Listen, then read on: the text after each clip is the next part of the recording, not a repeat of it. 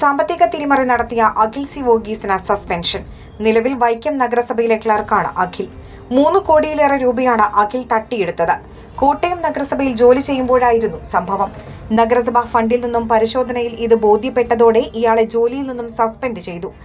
Bank statement പരിശോധിച്ചതിൽ അപാകതകൾ ബോധ്യപ്പെട്ടതോടെയാണ് നടപടി. കഴിഞ്ഞ ദിവസം അന്വേഷണ സംഘം വിശദമായി നഗരസഭയിലെത്തി പരിശോധന നടത്തിയിരുന്നു.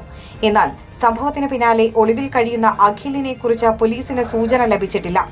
ഇയാൾക്കായുള്ള അന്വേഷണം ഊർജിതമായി തുടരുകയാണെന്ന് പോലീസ് അറിയിച്ചു. കോട്ടയം വെസ്റ്റ് SHO പ്രശാന്ത് കുമാറിന്റെ നേതൃത്വത്തിലാണ് അന്വേഷണം. പ്രതി അഖിൽ സി വർഗീസിന്റെ കൊല്ലത്തെ വീട് കേന്ദ്രീകരിച്ചും അന്വേഷണം വ്യാപിപ്പിക്കും.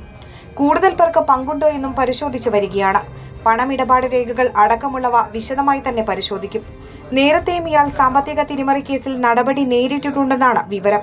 അതിനിടെ സംഭവത്തിന് പിന്നാലെ പ്രതിഷേധം കടുപ്പിക്കാനാണ് പ്രതിപക്ഷത്തിന്റെ തീരുമാനം. Enlight media, Vaikom.